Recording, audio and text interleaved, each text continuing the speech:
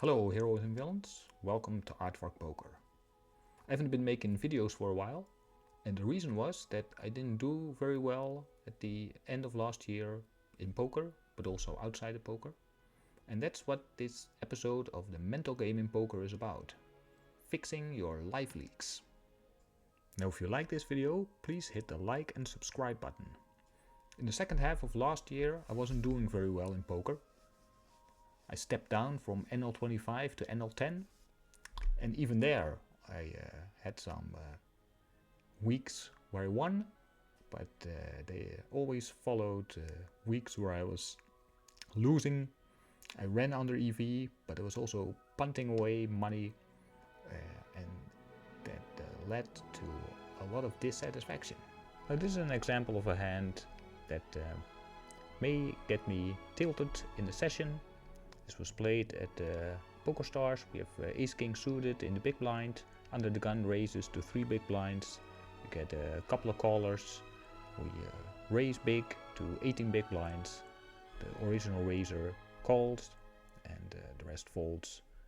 The flop comes monotone, but we have top pair, top kicker. I first in play thought, well, this is a medium strength hand. Villain can have some flushes, but which flushes can he really have? Perhaps ace 10 of hearts, 10 jack of hearts, ace jack of hearts, but that's about it. So I decided to check here. Villain checked behind. The turn gives us trips. We bet large this time, 2/3 pot. Of course our hand is a bit disguised. Villain calls. The river brings in the 4th flush card. We check. Villain checks behind and wins the pot with pocket 3s with a heart.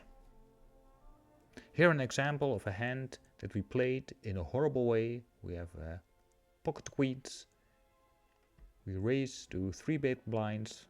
Could be a little bit smaller, but villain in the cutoff calls. Small blind, possibly a fish, also calls, and we go 3-way to a flop. We have an overpair to the board. We decide to bet large. I think we should have bet smaller here in this multi-way pot, but large I guess is also fine. But then we get raised by villain in the cutoff. Small blind folds, so of course some alarm bells should go off. Would villain do this with a spade draw? Possibly. Well, we partially block spade draws with our queen of spades.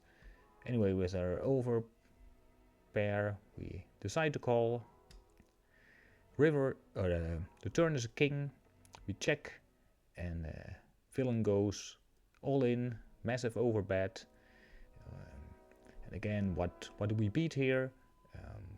We lose to pocket 10s, pocket 4s, pocket 8s. We lose to possible king, and I think we should just fold here, but I couldn't help myself calling, and of course we lose to pocket 8s. Now what was going on?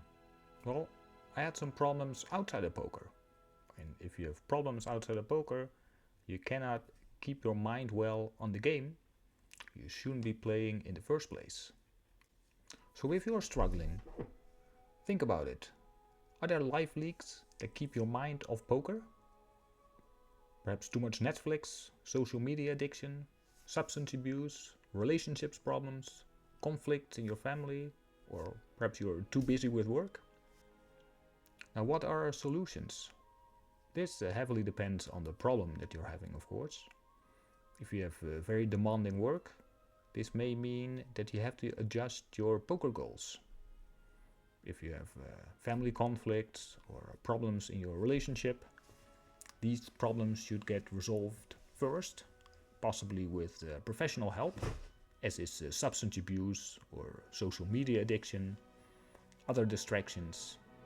Now, there are many books with solutions, but you need to find out what works for you.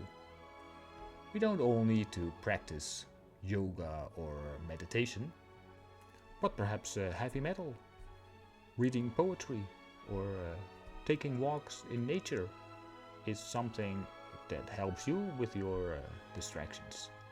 So I want you to be honest to yourself and think about your life leaks. then try to fix them. Because only when we have a clear mind, we can really focus on study and on the game and excel in our gameplay.